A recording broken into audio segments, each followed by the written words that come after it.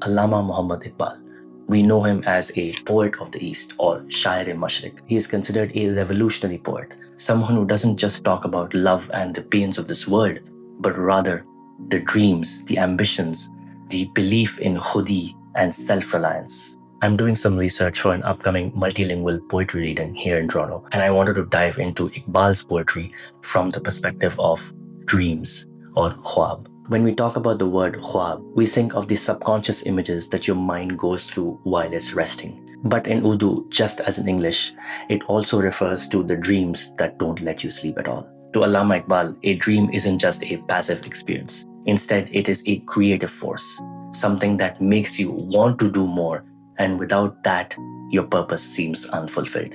Iqbal covers this ambition meaning of the word Khwab in 4 layers. Number 1, Soz-e-Jigar, the spark. It all starts with a burning desire in the heart. This isn't just an idea, it's an internal heat, a restless passion that makes it impossible to stay still.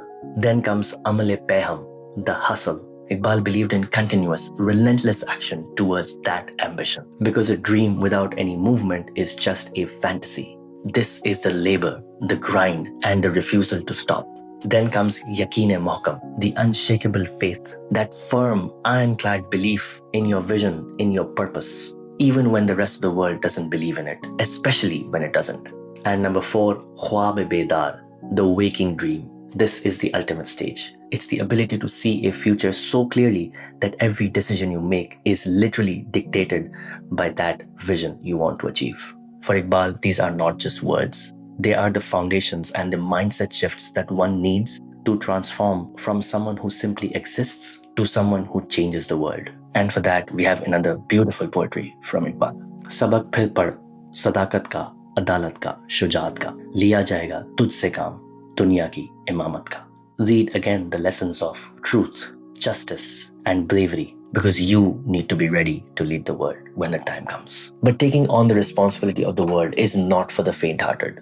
It requires a specific kind of internal drive that Iqbal calls zauq-o-shauq, an ecstatic desire that turns a dreamer into a doer. To illustrate this, Iqbal uses the metaphor of Shaheen, the royal falcon. Unlike other birds, the Shaheen doesn't build a nest. It doesn't look for comfort. It lives for the struggle of the flight itself. This is where it gets a bit personal for me. I've always been someone who's obsessed with this big dream philosophy, and I believe that ambition is a moral compass. But there's a haunting irony in our culture today. Iqbal was the man who saw the khwab of a nation, a waking dream, and that dream became the physical reality of Pakistan. As I look where we are right now, I often feel like a nation whose poet is as evolutionary as Iqbal has nothing to do with being so slow and so behind than the rest of the world. It pains me that Pakistan doesn't have any real leaders. Even after Iqbal kept talking about the imamat, we have the blueprint for a psychological revolution. Yet we treat his words as mere poetry and not as a manual for the future. And this brings us to the core philosophy of Khudi. Iqbal says in Javed Nama, which by the way you might have heard from Junoon's rendition,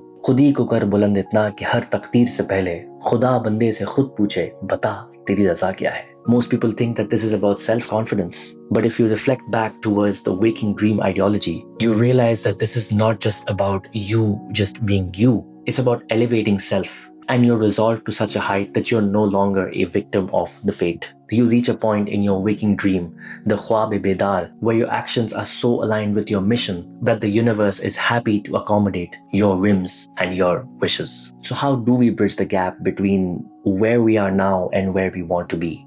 And how do we stop being a nation or individuals who are just existing and start being those who change the world? Iqbal leaves us with the ultimate mic drop in his poem Tuloo-e-Islam, the rise of Islam. He brings back the formula, the faith and the action, and brings in another most important ingredient, muhabbat, this time passion. Yaqeen-e-Mohkam, Amal-e-Paiham, Mohabbat Fateh-e-Alam.